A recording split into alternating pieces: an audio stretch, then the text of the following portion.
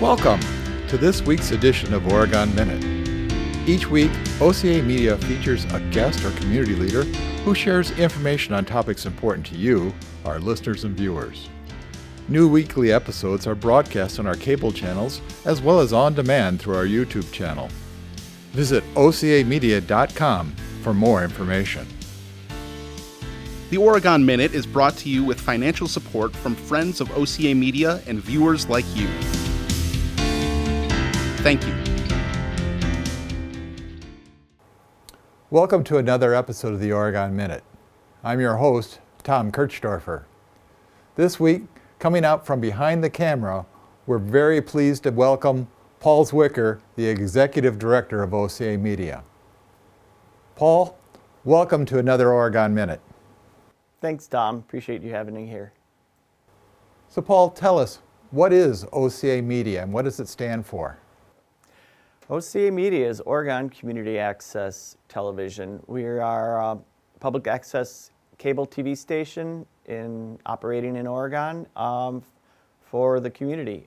We cover public meetings, we cover governmental meetings, basketball games, athletics of all sorts here at the high school, and performing arts. Basically, we try to cover everything that goes on in this town.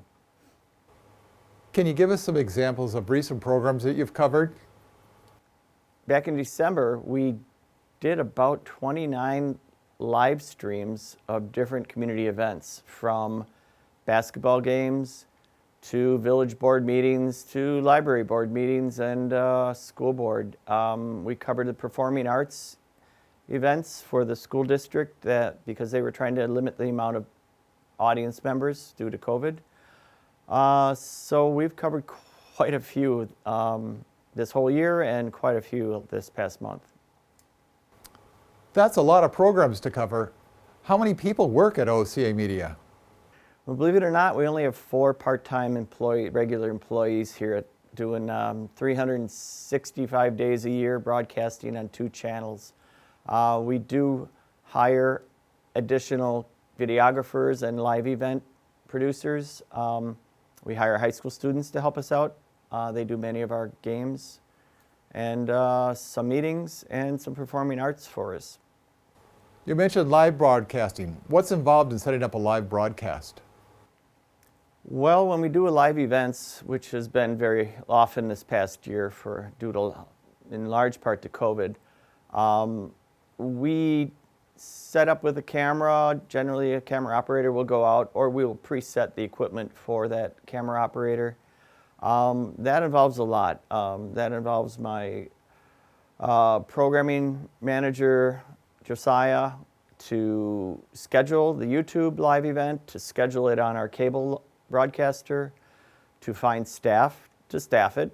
We have to set up camera, audio. If there's obviously there's going to be audio, but might be a mixer involved with a couple of announcers. The live streaming device itself, graphics, if there's any graphics going on for a basketball game or something. There's quite a bit involved with live streams. So as you do more live broadcasting, what's the feedback been? Have you gotten any comments?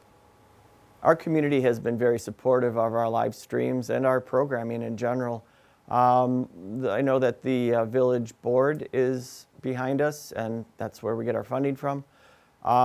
We occasionally get some parents and grandparents notes from up north Wisconsin. Hey, I'm Joe. I'm watching my granddaughter play basketball. Thank you for live streaming. I've also had notes from a businessman out in China who was out working in China, and he actually sent me a note saying, "Thank you for broadcasting the football game so I could see my son play." That's kind of cool. You mentioned some volunteers. What's the role of a volunteer at OCA Media? We are a nonprofit organization, and volunteers are very important to us being able to staff our events.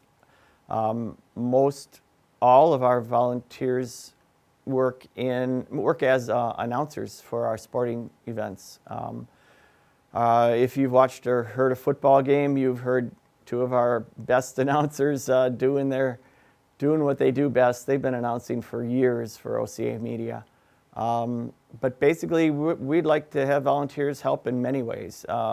Anybody wants to step in and run camera for an event, they're welcome to do it. If they want to have us cover something that we simply can't staff, we're happy to train them and have them videotape the event. You said you're a nonprofit organization. Where's the funding come for all this programming? OCA Media is a nonprofit organization, and our funds have always come through the village from franchise fees paid by cable providers like TDS and Charter. We submit a budget each year, and the village approves our budget and has been supportive of our efforts throughout our existence. We also receive funding from sponsorships from local businesses who help us in more than one way by supporting us financially and also just by being there for us. It sounds like there's a lot of opportunities. How does someone find out more about all of these opportunities for volunteers and sponsorship?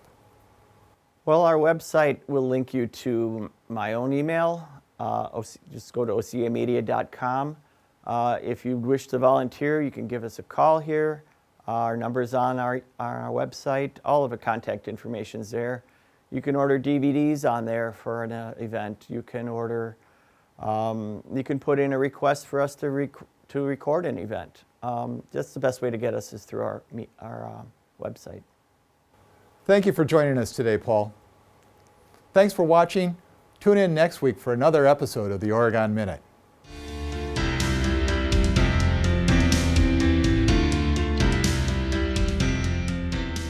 You're watching OCA Media, your Oregon Community Access Station.